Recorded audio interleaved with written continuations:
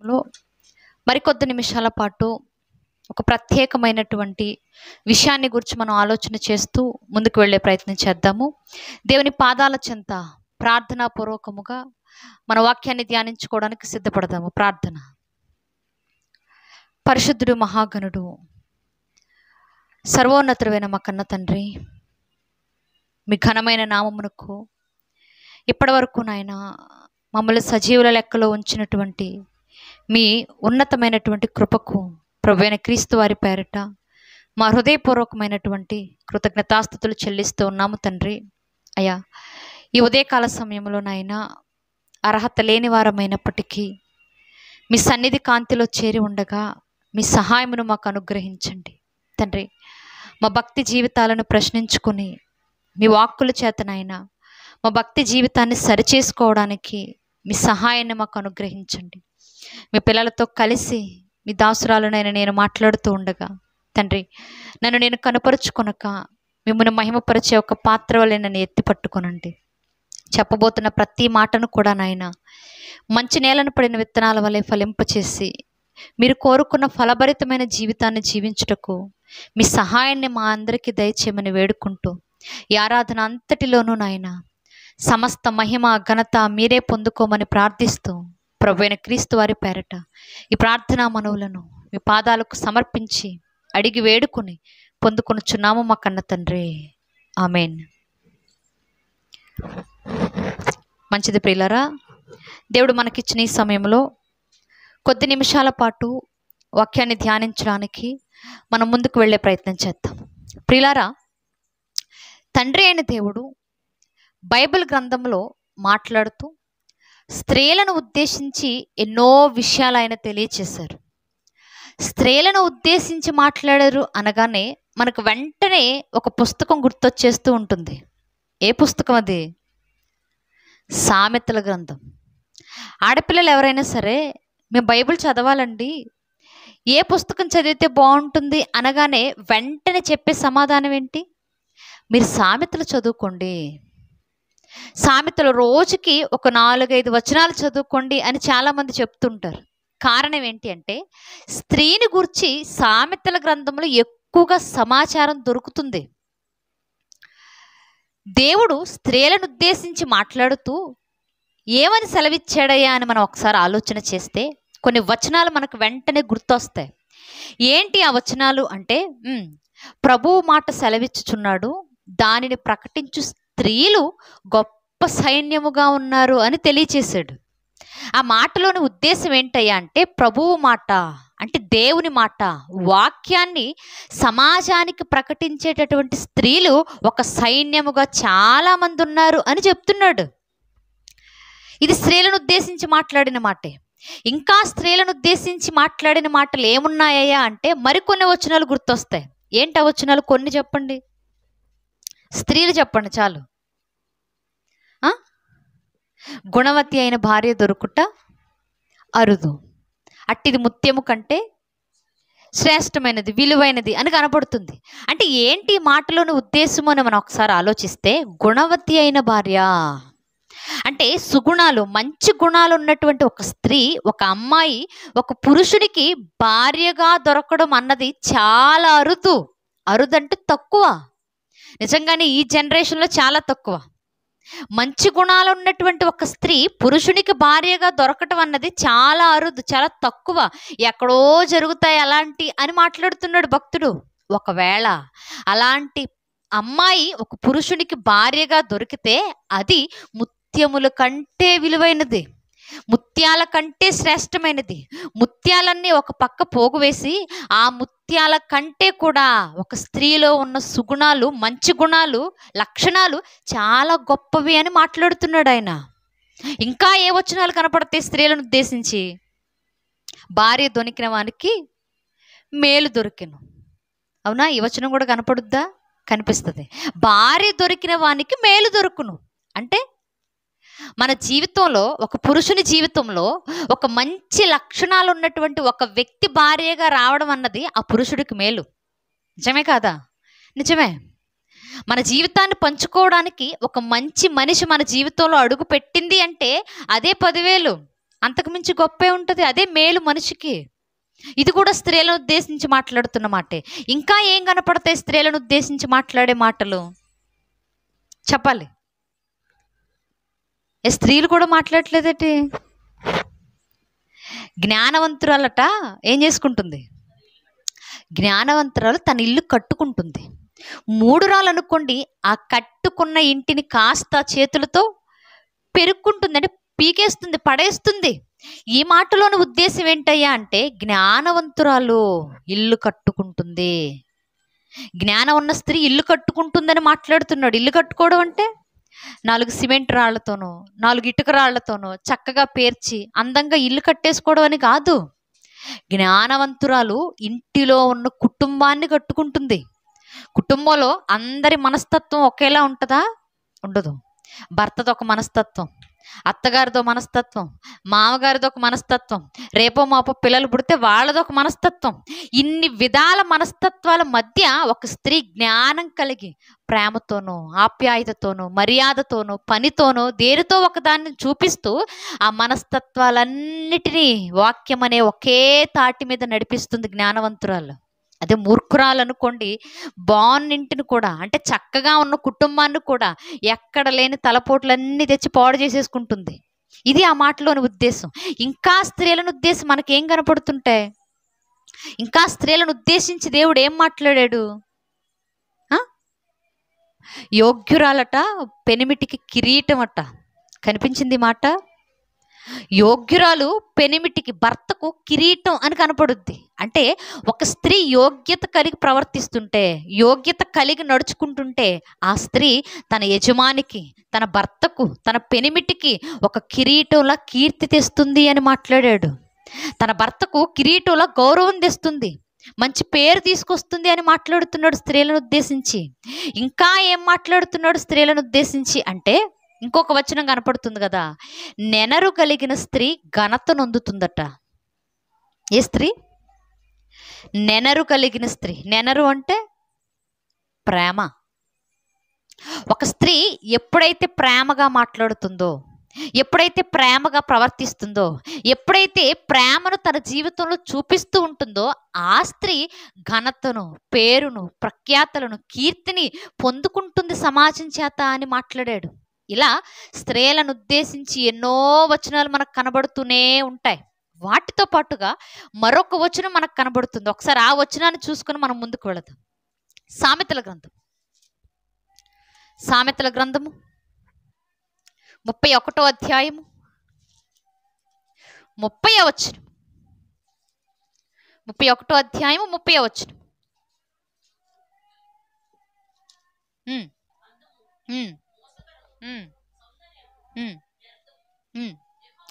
యెహోవా యందు భయభక్తులు కలిగిన స్త్రీ కొనియాడబడును. చాలు. ఏమని మాట్లాడుతున్నాడు భక్తుడు?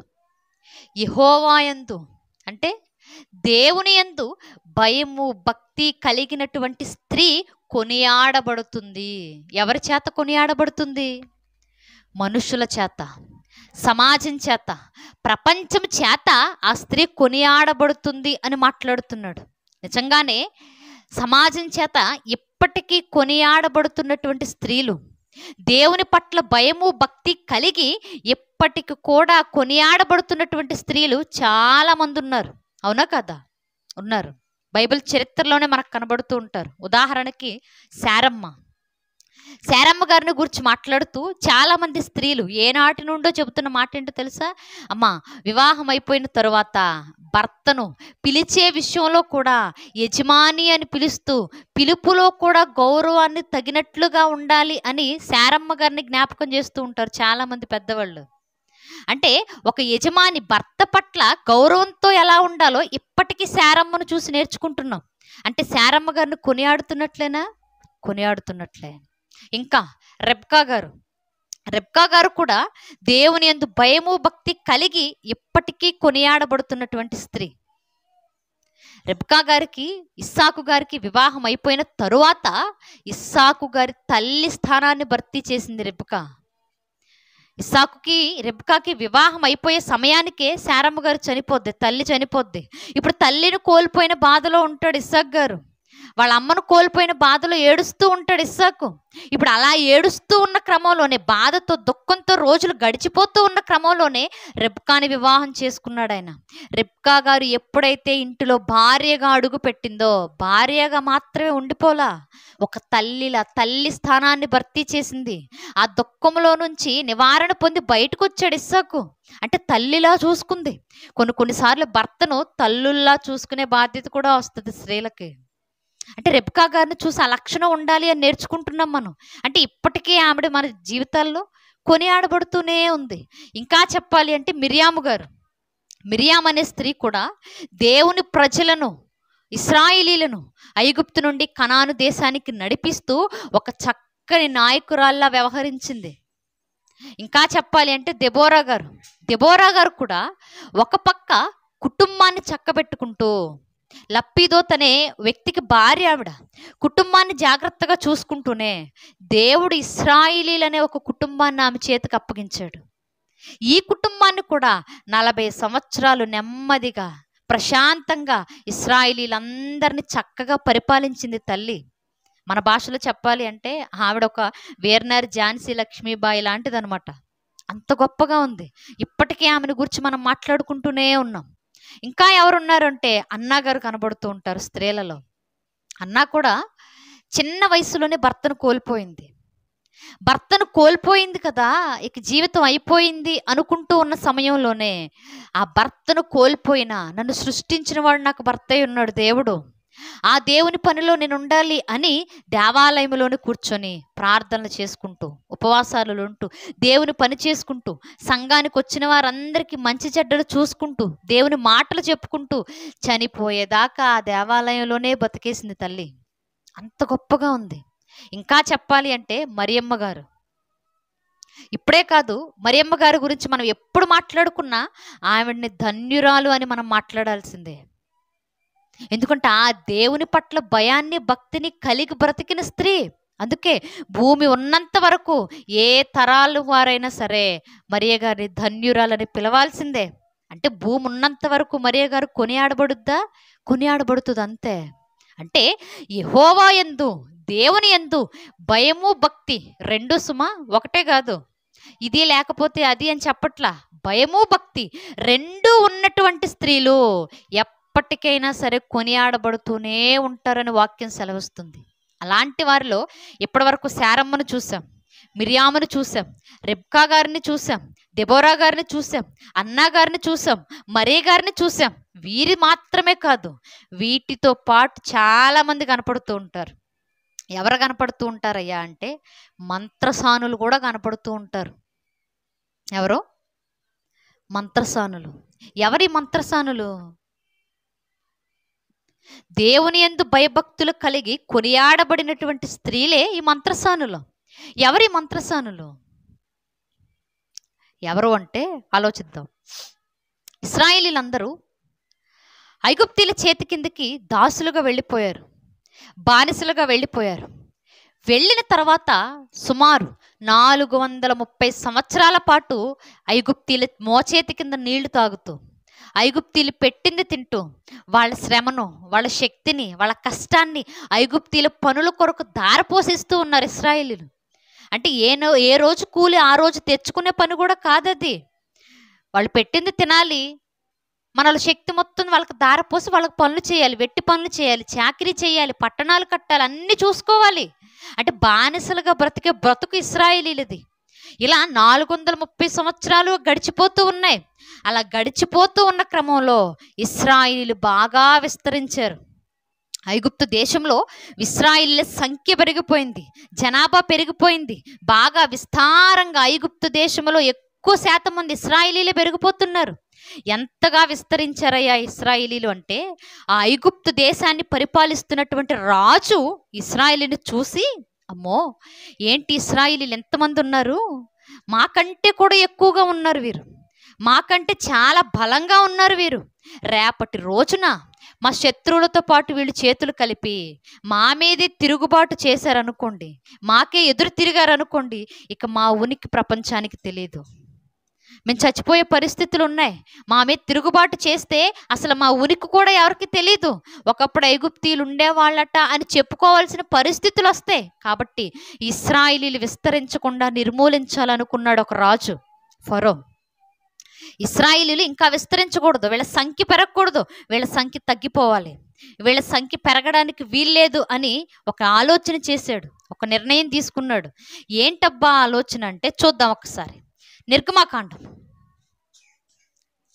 1వ అధ్యాయము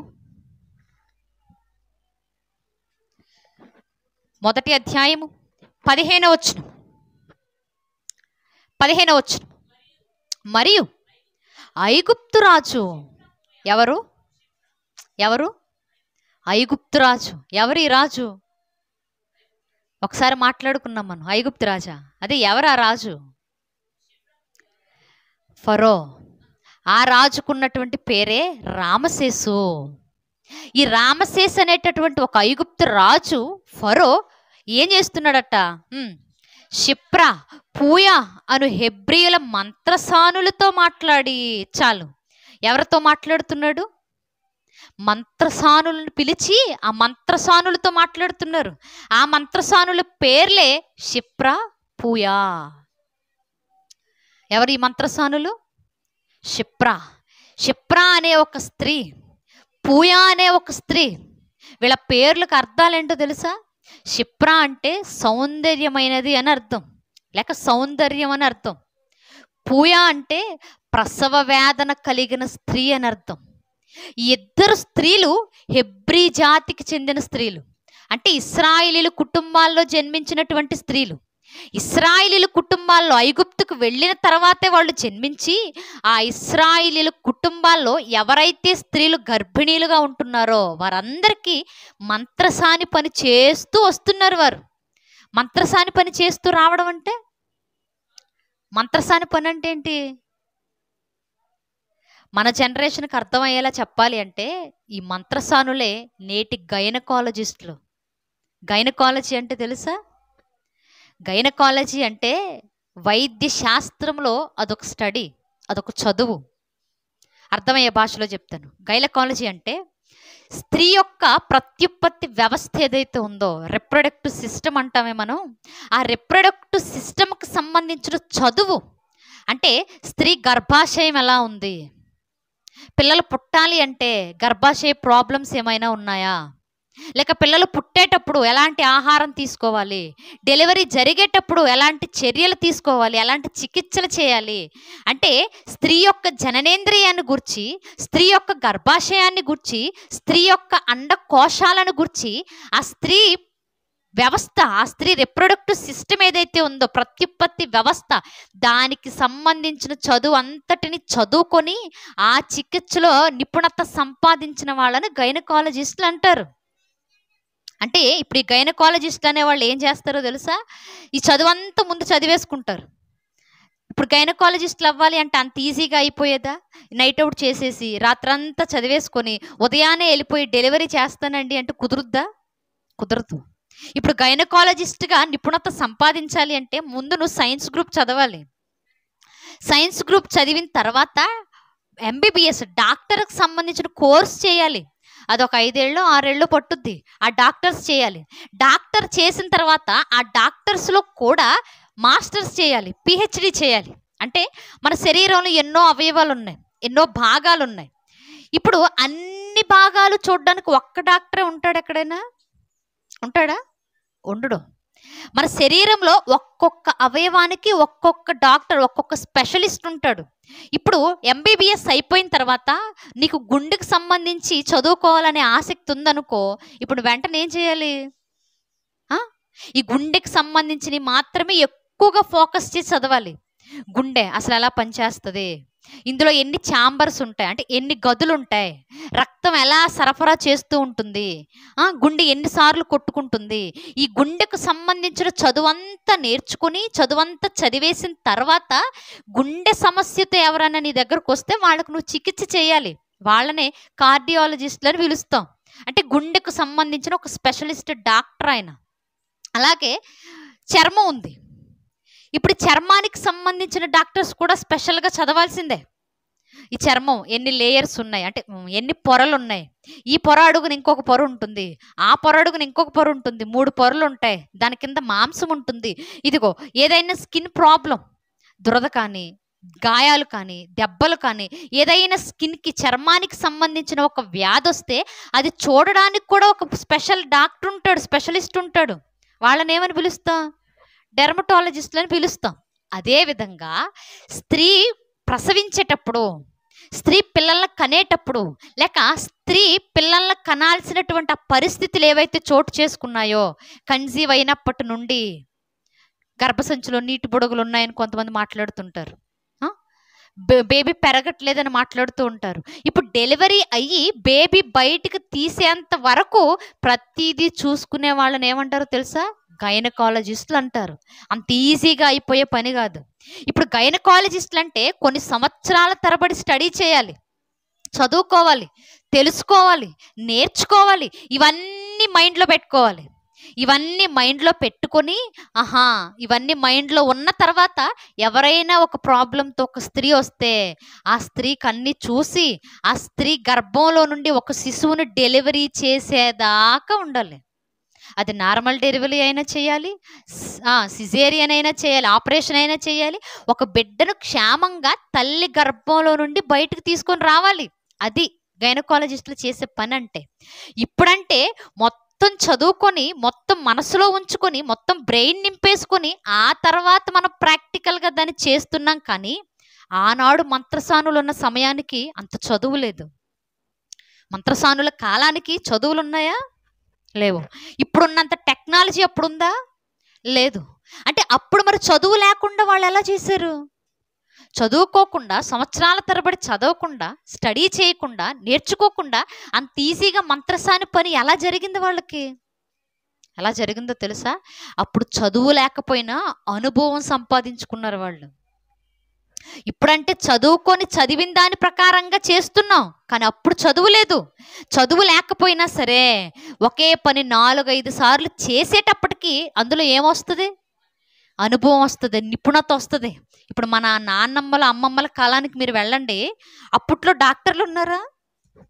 అప్పట్లో గైనకాలజిస్టులు ఉన్నారా డెలివరీ చేయడానికి?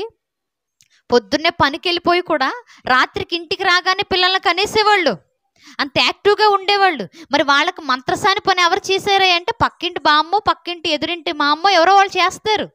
అంటే వాళ్ళు చదువుకోలేదు కదా. చదువుకోకపోయినా ఆ పని వాళ్ళకొచ్చు. ఆ పని వాళ్ళకొచ్చు కాబట్టి ఒకరికి ఇద్దరికి అలా డెలివరీ చేసేటప్పటికి తెలిసిపోతుంది. బిడ్డ అడ్డం తిరిగితే ఎలా చేయాలి, బిడ్డ మెడ చుట్టూ పేగు చుట్టేసుకుంటే ఎలా తీయాలి, ఇప్పుడు బిడ్డని జాగ్రత్తగా బయటికి ఎలా తీసుకురావాలి అనే విధానము ఆనాడు మంత్రసానులకు తెలుసు. మన భాషలో చెప్పాలి అంటే మంత్రసానులు అంటే చిన్నవాళ్ళని మీరు ఎప్పుడు అనుకోకండి, వాళ్ళు పెద్ద గైనకాలజిస్టులే. ఇప్పుడు ఎక్కడ కనబడుతున్న మంత్రసానులు కూడా ఇలాంటి వారే. చదువు లేకపోయినా అనుభవంతో ఒక పనిని చక్కగా నేర్చుకున్న, నిపుణత సంపాదించిన వాళ్ళు. కొన్నిసార్లు మనం చదివి నేర్చుకునే పాఠాల కంటే కూడా అనుభవించి అనుభవపూర్వకంగా నేర్చుకునే పాఠాలే గొప్పగా కనపడుతూ ఉంటాయి. ఇప్పుడు ఈ మంత్రసానులు కూడా అదే చేశారు. చదువు లేకపోయినా ఒకే పనిలో నిపుణత సంపాదించారు, డెలివరీస్ చేయడం. ఇప్పుడు ఈ రాజు, ఈ ఫరో ఈ మంత్రసానులు పిలిచాడు. పిలిచి వాళ్ళతో ఏం మాట్లాడుతున్నాడట? 16వ వచనం, మీరు హెబ్రీ స్త్రీలకు మంత్రసాని పని చేయించు, వారిని కాన్పు పీటల మీద చూచినప్పుడు మగవాడైన ఎడల వాని చంపుడి, ఆడుదైన ఎడల దాని బ్రతకనీయుడని వారితో చెప్పెను. ఏమని చెప్తున్నాడు? మంత్రసానులారా, మీరు ఇప్పుడు ఒక పని చేయాలి. ఏంటయ్యా ఆ పని? ఆ పని ఏంటో తెలుసా? మీరు మీ హెబ్రీ స్త్రీలకు మంత్రసాని పని చేస్తున్నారు కదా, మీ ఇశ్రాయేలీలో గర్భిణీ స్త్రీలకు డెలివరీస్ చేస్తున్నారు కదా. ఇప్పుడు మీరు డెలివరీ చేస్తున్నప్పుడు, మంత్రసాని పని చేస్తున్నప్పుడు, మీరు ఆ బిడ్డను చూడగానే, ఆ బిడ్డ మగబిడ్డ అనుకోండి, ఆ కాన్పు పీటల మీద చంపి పక్కన పడేయండి. ఒకవేళ ఆ బిడ్డ ఆడదనుకోండి, ఆ బిడ్డకి ప్రాబ్లం ఏం లేదు, చక్కగా బతకనివ్వండి. కానీ ఆ బిడ్డ మగబిడ్డ అయితే మాత్రం కాన్పు పీటల మీద మీరు చూడగానే చంపేయండి. ఒక నిండు జీవితం భూమి మీదకి రాగానే ఆ బిడ్డను చంపేసేయండి. ఒక జీవితాన్ని ఈ లోకం చూడకుండానే చంపేసేయండి. ఒక పసిగుడ్డును, పాపం పుణ్యం ఇలాంటివి కూడా తెలియనటువంటి ఒక పసి పిల్లాన్ని మీరు ఈ లోకంలో అడుగు పెట్టగానే గొంతు పిసికి చంపేసేయండి. మీరు మగపిల్లాన్ని బతకనివ్వద్దు మీరు అన్నారు. నిజంగా ఈ మాట ఆ తల్లులకి ఎలా అనిపించుంటుంది ఒకసారి ఆలోచించండి. మంత్రసానులు అప్పటికే వాళ్ళకి వివాహాలు అయిపోయి ఉంటాయి, అప్పటికే పిల్లలు ఉంటారు, ఇంకా చెప్పాలి అంటే మనవాళ్ళు మనవరాళ్ళు కూడా ఉండుండొచ్చు. ఇప్పుడు చిన్నపిల్లలు ఎంతో మందికి వాళ్ళు డెలివరీ చేసి ఉంటారు, ఎంతోమంది చిన్న బిడ్డలను ఎత్తుకొని వాళ్ళ పేరెంట్స్ చేతిలో పెట్టుంటారు. ఇప్పుడు అలాంటి తల్లులు ఇదిగో మీరు మగపిల్లలు పుట్టడం ఏంటో చంపేసేయండి, వాళ్ళని వాళ్ళ జీవితాలను నాశనం చేసేయండి అని చెప్పగానే నిజంగా ఆ తల్లులు జీర్ణించుకొని ఉంటారు? ఆ మాట జీర్ణించుకోరు. ఏ తల్లి కూడా పిల్లల కన్న ఏ తల్లి, ప్రసవ వేదన తెలిసిన ఏ తల్లి కూడా మరొక బిడ్డను ఒక తల్లికి దూరం చేయాలనుకోదు ఎప్పుడు. ఈ తల్లులు కూడా అనుకుని ఉండరు. ఇప్పుడు ఏం చేయాలా ఆలోచిస్తూ ఉంటే ఇదొక ఆజ్ఞ, రాజు వాళ్ళకిచ్చిన ఆజ్ఞ. ఇప్పుడు ఒక ఆజ్ఞ వీళ్ళ కళ్ళ ముందు కనబడుతుంటే వీళ్ళు ఏం చేస్తున్నారట? 17 అయితే ఆ మంత్రసానులు దేవునికి భయపడి ఐగుప్తు రాజు తమకు ఆజ్ఞాపించినట్లు చేయక మగపిల్లలను బ్రతకనీయగా. ఏం చేస్తున్నారు వీరు? దేవునికి భయపడి. ఎవరికి భయపడి? ఎవరికి? వారు నమ్ముతున్న యెహోవా దేవునికి భయపడుతున్నారు. వారు ఎందుకు భయపడాలి దేవునికి? కళ్ళ ముందు రాజు ఒక ఆజ్ఞ జారీ చేసి కనబడుతుంటే రాజుకు కూడా భయపడకుండా, రాజు మాటను కూడా ధిక్కరించి, రాజాజ్ఞను కూడా పక్కకు నెట్టేసి దేవునికి భయపడుతున్నారు వారు. ఎందుకు దేవునికి భయపడుతున్నారు? ఎందుకో తెలుసా? గర్భఫలం అనేది ఎవరిచ్చే బహుమానం? యెహోవా ఇచ్చు బహుమానం. కుమారులు ఆయన అనుగ్రహించు స్వాస్థ్యము. ఒక వివాహమైన జంటకు ఒక గర్భఫలం అనేది దక్కింది అంటే, ఒక బిడ్డ, ఆడబిడ్డైనా మగబిడ్డైనా ఒక బిడ్డ గర్భాన పడ్డాడు అంటే అది ఎవరిచ్చిన బహుమానం? అది దేవుడిచ్చింది. ఈ భూమి మీద ఏ మనిషి మరొక మనిషికి ఇవ్వలేని బహుమతే గర్భఫలం. నా దగ్గర చాలా డబ్బు ఉందండి, పెళ్ళైపోయిన వాళ్ళకి నేను గర్భఫలాన్ని ఇస్తాను అంటే కుదురుద్దా? కుదరదు. పోనీ ఇంకా గర్భఫలం కంటే విలువైన బహుమానాన్ని నేను ఇస్తానండి అంటే కుదురుద్దా? కుదరదు. గర్భఫలం అనేది దేవుడు తప్ప ఎవరో ఇవ్వలేని బహుమానం. ఇప్పుడు ఈ బహుమానాన్ని దేవుడే వీళ్ళకి ఇచ్చాడు అని మంత్రసానులకు తెలుసు కాబట్టే దేవుడిచ్చిన గర్భఫలాన్ని, అది కూడా దేవుడు వారికి స్వాస్థ్యముగా, ఆస్తిగా మగబిడ్డల్ని ఇస్తుంటే ఆ మగబిడ్డలను చంపడానికి భయపడిపోతున్నారు. అమ్మో, దేవుడు లెక్క అడుగుతాడేమో, దేవుడు చూస్తున్నాడు. ఇప్పుడు నేను ఈ జీవితాన్ని, ఒక నిండు ప్రాణాన్ని నేను తీస్తే దేవుడు దాన్ని ఒప్పుకోడు. ఇది దేవుని నిర్ణయం. దేవుని చిత్తానికి నేను ఏమాత్రం ఆటంకం చేయకూడదు, అడ్డుపడకూడదు అని భయపడుతున్నారు. భయపడి ఏం చేశారట? మగపిల్లను బ్రతకనివ్వగా. రాజేమో మగబిడ్డలందరినీ చంపేయండి అని ఆజ్ఞేస్తే ఆ ఆజ్ఞను పక్కకు నెట్టేసి దేవునికి భయపడి, ఇది దేవుడిస్తున్న బహుమానం, ఈ బహుమానాన్ని చిదిమేయడానికి మేమెవరం, మాకేంటంత అవసరం, మేమంత పాపాన్ని మూటగట్టుకోలేమని అనుకుంటూనే మగపిల్లలందరినీ బ్రతకనిచ్చారు. నిజంగా ఎంత ధైర్యం ఉండాలి ఆ మంత్రసానులకు ఆలోచించండి. కనిపించని దేవునికి భయపడుతున్నారు, కనబడుతున్న రాజు మాటను కూడా పక్కకు నెట్టేశారు. అంత ధైర్యమా? ధైర్యమే. మగపిల్లలందరినీ బ్రతకనిచ్చారు. చాలామంది మగపిల్లలు బయటకు వచ్చేసారు, జన్మిస్తున్నారు. నిజంగా ఈరోజు తెలియదేమో, రాజుకి 2-3 రోజులు అయిన తర్వాత తెలియకుండా పోద్దా? మనం చేసిన పని మంచి పనైనా చెడ్డ పనైనా ఎప్పటికైనా బయటకు వస్తుంది. ఇప్పుడు మంత్రసానులు చేస్తున్న పని కూడా మంచిదే, మగపిల్లలందరినీ బ్రతకనిచ్చారు. ఇప్పుడు తెలియలేదు, బాగానే ఉంది. ఒక 2 నెలలు పోయిన తర్వాత ఆడు కేకలేస్తా అరుస్తుంటాడు, అప్పుడు తెలియదా రాజుకి? పాల కోసం ఏడుస్తుంటాడు 3 నెలలు అయిన తర్వాత, అప్పుడు తెలియదా దేవుడికి? అప్పుడు తెలియదా రాజుకి? అమ్మో, మగపిల్లలు పుట్టారు, ఎదుగుతున్నారు అంటే రాజుకు తెలియకుండా ఉంటుందా? ఖచ్చితంగా ఏదో ఒకరోజు తెలుస్తుంది. తెలిసింది. తెలియగానే ఆ రాజు ఈ మంత్రసానులు పిలిచి అడుగుతున్నాడు కదా. 18వ వచనం. ఐగుప్తు రాజు ఆ మంత్రసానులను పిలిపించి, మీరెందుకు మగపిల్లలను బ్రతకనిచ్చితిరి? ఈ పని ఏల చేసితిరని అడిగాను. అందుకు ఆ మంత్రసానులు, హెబ్రీ స్త్రీలు ఐగుప్తు స్త్రీల వంటి వారు కారు, వారు చురుకైన వారు. మంత్రసాని వారి యొద్దకు వెళ్ళకు మునిపే వారు ప్రసవించి ఉందిరని ఫరోతో చెప్పిరి. చాలు. ఇప్పుడు రాజుకు తెలిసిపోయింది విషయం కాస్త. రాజు వచ్చేసాడు. మంత్రసానులారా, మీరు చేసిన పనేంటి? నేను చంపేయమని కదా మీకు ఆజ్ఞిచ్చాను, మీరెందుకు బతకనిచ్చారు వాళ్ళని? ఇంతమంది మగపిల్లలు ఎలా ఈ భూమి మీద ఇక్కడ తిరుగుతున్నారు? చంపేయమని నేను చెప్తే మీరు చంపకుండా మగపిల్లల్ని ఎందుకు బతకనిచ్చాడు అని అడుగుతుంటే మంత్రసానులు, అయ్యా తప్పైపోయిందయ్యా, ఈ ఒక్కసారి క్షమించేసేయండి అయ్యా, మా వల్ల కాలేదయ్యా అని చెప్పట్లా. ఏం చెప్తున్నారట? అయ్యా రాజా, ఈ హెబ్రీ స్త్రీలు మీ ఐగుప్తు స్త్రీల వంటి వాళ్ళు కాదు, ఈ హెబ్రీ స్త్రీలు చాలా చురుకైన వారు. మేము డెలివరీ చేద్దామని వాళ్ళ దగ్గరకు వెళ్ళేటప్పటికే వాళ్ళు ప్రసవించేస్తున్నారు, కనేస్తున్నారు పిల్లల్ని కనిన తర్వాత తల్లిదండ్రులు పిల్లల్ని చూసేశారు, కుటుంబంలో ఉన్నవాళ్ళు చూసేశారు, ఇరుగు పొరుగు మాకు అబ్బాయి పుట్టాడు అని మాట్లాడేసుకుంటున్నారు. మరి పుట్టిన తర్వాత పిల్లలు చూసిన తర్వాత మేం మాత్రం వెళ్ళి వాళ్ళని ఎలా చంపేయం? మేము వెళ్ళక ముందే వాళ్ళు కనేస్తూ ఉంటే, ప్రసవిస్తూ ఉంటే ఆ పసిగుడ్డుల్ని మేము మాత్రం ఏం చేయగలం? వాళ్ళు చురుకైన వారు, కంటున్నారు, మేమేం చెయ్యలేమయ్యా అని చేతులు ఎత్తేశారు. నిజంగా కొన్నిసార్లు కొంతమంది అన్న మాట ఏంటో తెలుసా, నేను విన్నది, హెబ్రీ స్త్రీలు చాలా అబద్ధం చెప్పేశారండి అని మాట్లాడారు. ఏం చెప్పారట హెబ్రీ స్త్రీలు, మంత్రసానులు? వాళ్ళు అబద్ధం చెప్పేశారు రాజుతో. నిజంగా ఇది అబద్ధంలా ఉందా? అబద్ధం వేరు, యుక్తిగా మాట్లాడడం వేరు. మళ్ళీ చెప్తున్నాను, మంత్రసానులు మాట్లాడింది అబద్ధం కాదు, యుక్తిగా మాట్లాడారు వారు. యుక్తిగా మాట్లాడడం వేరు, అబద్ధాలు చెప్పడం వేరు. యేసుప్రభు వారు కూడా అపోస్తులు 12 మందిని సమాజం మధ్యకు వాళ్ళని పంపిస్తూ వాళ్ళకి ఏమని చెప్పారు ఆయన? చూద్దాం ఒకసారి ఆ మాట. మత్తయి గారు రాసిన సువార్త 10వ అధ్యాయము 16వ వచనం. 10వ అధ్యాయము 16వ వచనం.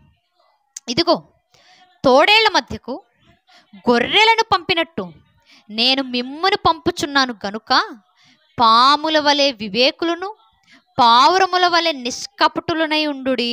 చాలు. యేసుప్రభు శిష్యులతో మాట్లాడుతున్న మాట ఏంటి? బాబు, మీరు సమాజం మధ్యకి వెళ్తున్నారు. సమాజంలో వాళ్ళు ఎలా ఉన్నారు తెలుసా? తోడేళ్లలా కనపడుతున్నారు. తోడేళ్ల మధ్యకి గొర్రెల్లాంటి మిమ్మల్ని పంపుతున్నాను.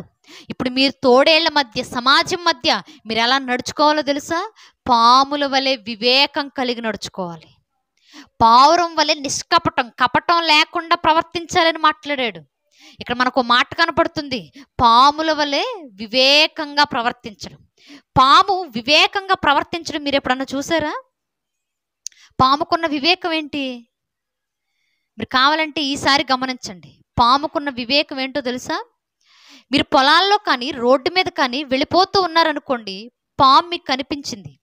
పాము కనిపించగానే మీరు దాన్ని ఏమీ చేయకుండా మీ పని మీరు చూసుకొని మీ పాటికి మీరు వెళ్ళిపోతున్నారు అనుకోండి, అది మీ దగ్గరకు వచ్చి ఏమైనా చేస్తుందా?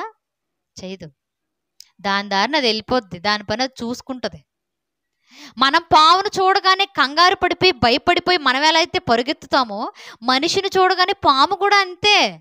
ఇక్కడ మనిషి ఎవరో ఉన్నారు కాబట్టి మనం త్వరగా వెళ్ళిపోదామని దాని దారి చూసుకుని వెళ్ళిపోద్ది.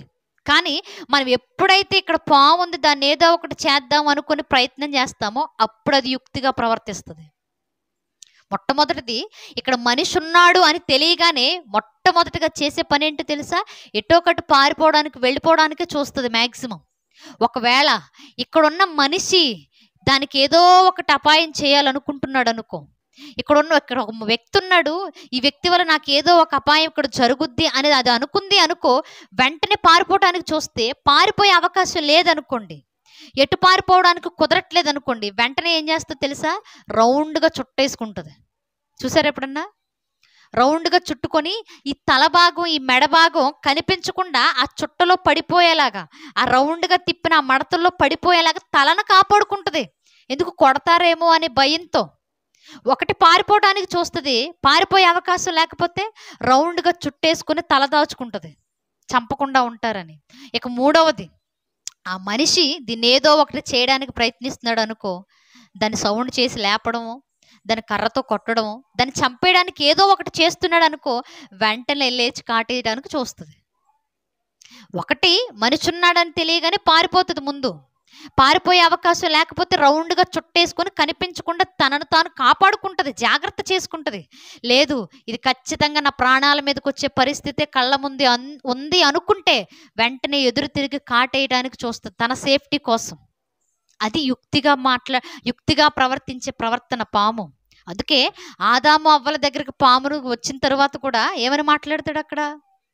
సర్పము భూజంతువులన్నిటిలో కూడా యుక్తి కలిగిందట. అంటే ఎప్పుడు సిచ్యువేషన్కి తగ్గట్టుగా, పరిస్థితులకు తగ్గట్లుగా ప్రవర్తించేటటువంటి యుక్తి పాముకు కనబడుతుంటుంది.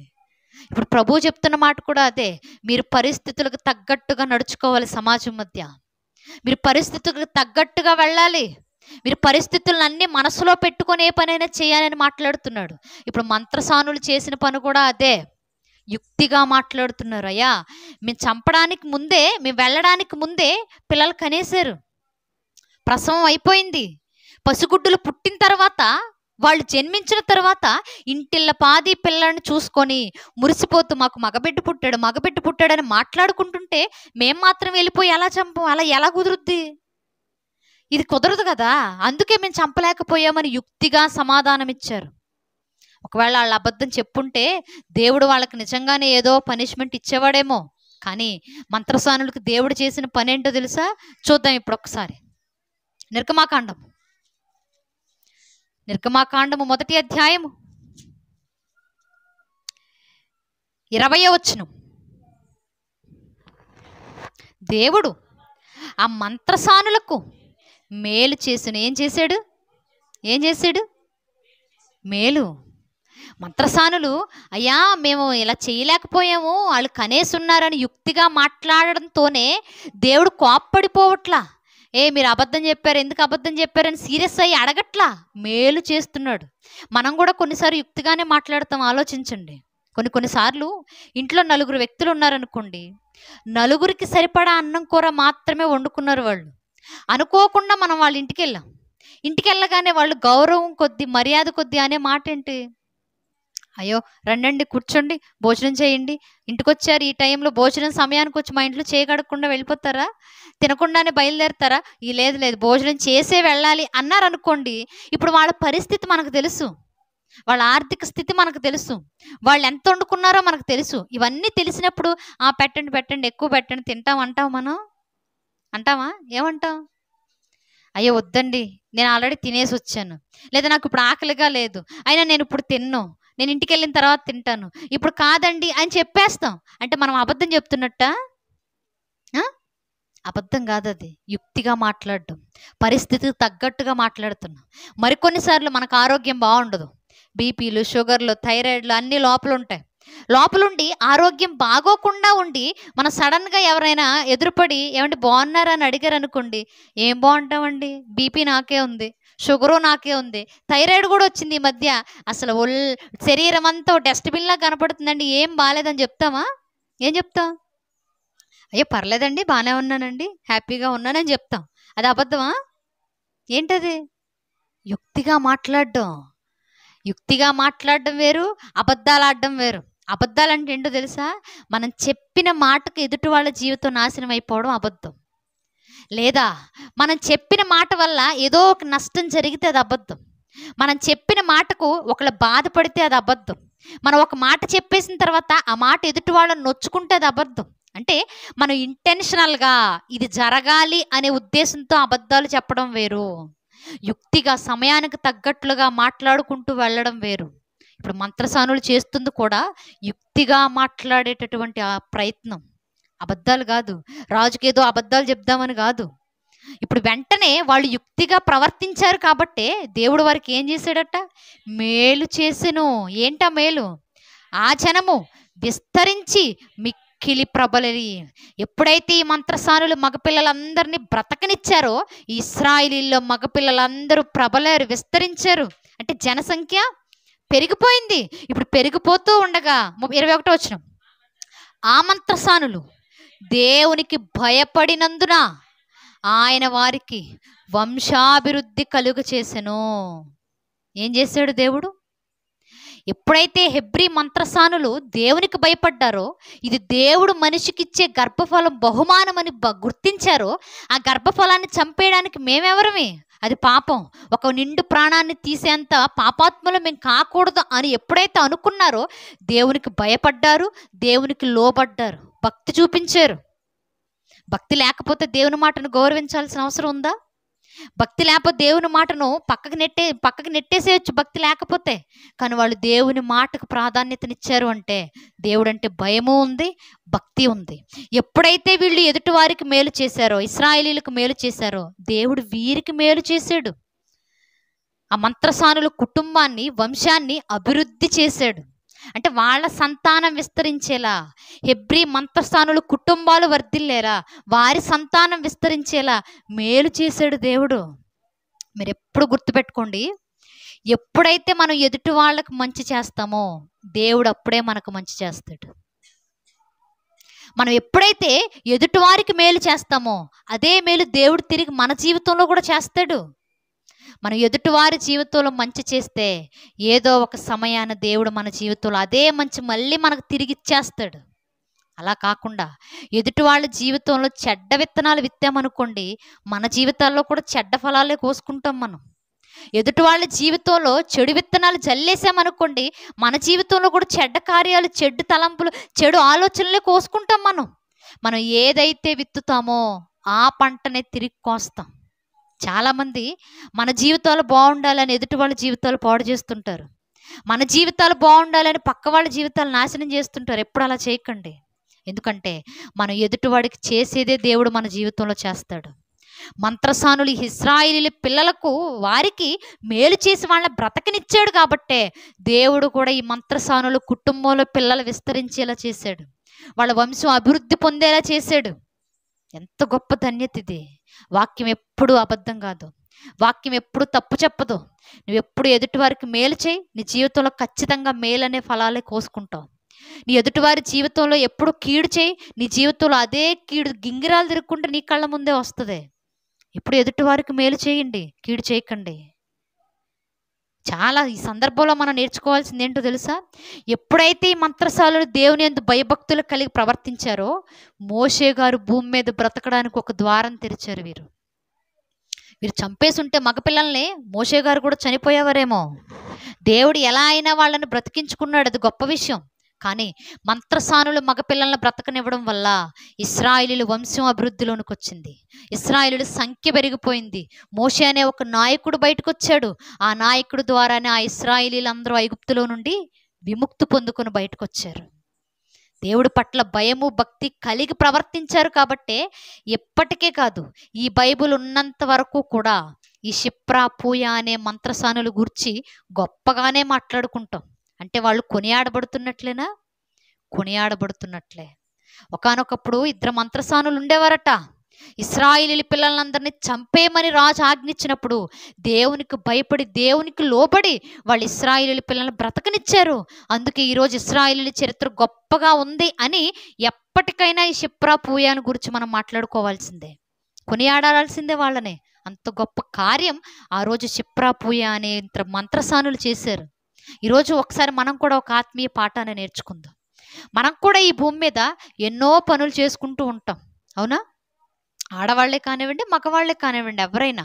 మగవాళ్ళు అనుకోండి ఆఫీసుల్లో ఉద్యోగాలు చేసుకుంటూ ఉంటారు, వ్యాపారాలు చేసుకుంటూ ఉంటారు, ఇంకెక్కడో కూలి పనులు చేసుకుంటూ ఉంటాడు.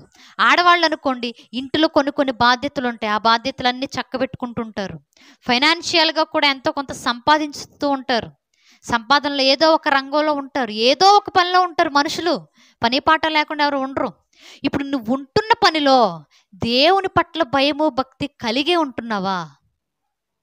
దేవుని పట్ల భయము, భక్తి కలిగే నువ్వు ఉంటే ఎదుటి వాళ్లకు మేలు చేస్తూ ముందుకెళ్ళిపోతావు. దేవుని పట్ల భయం, భక్తి నీకు లేవనుకో, ఎదుటి వాళ్ళ జీవితాల్లో మేలు చేయకుండా కీడు చేస్తూ అదే కీడు నీ జీవితంలో దేవుడు తెచ్చేదాకా తెచ్చుకుంటావు. ఎప్పుడు కూడా ఏ పనిలో ఉన్నా సరే, అమ్మో నేను ఈ వ్యాపారంలో ఉన్నా, నేను ఎంతవరకు అయితే సంపాదించుకోవాలో అంతవరకే సంపాదించాలి. అన్యాయంతో నేను ఏది సంపాదించుకున్నా నా దేవుడు నా అన్యాయంతో వచ్చిన డబ్బు నా దగ్గర ఉంచడం అనే ఒక ఆలోచన నీకు ఉండాలి. నువ్వు ఉద్యోగమే చేస్తున్నావు, ప్రభుత్వం ఉద్యోగమో, గవర్నమెంటో, ప్రైవేట్, ఏదో ఒకటి. ఏ ఉద్యోగం చేస్తున్నా సరే దేవుడు చూస్తున్నాడు. నేను ఈ ఉద్యోగానికి ఎంతవరకు తీసుకోవాలో అంతవరకే తీసుకోవాలి, ఇంతకు మించి నేను ఎక్కువ ఆశపడకూడదని నువ్వు ఎప్పుడైతే ఆలోచన చేస్తావో అప్పుడు నువ్వు దేవునికి భయపడ కార్యం చేయకుండా ఆగిపోతావు. దేవుని పట్ల భయము భక్తి కలిగి నువ్వు ఎప్పుడైతే నడుచుకుంటావో ఖచ్చితంగా దేవుడు నీ జీవితంలో మేలు చేస్తాడు. దేవుని పట్ల భయము భక్తి కలిగి బతకడం అంటే ఏంటో తెలుసా? ఏంటి దేవుని పట్ల భయంతో బతకడం అంటే?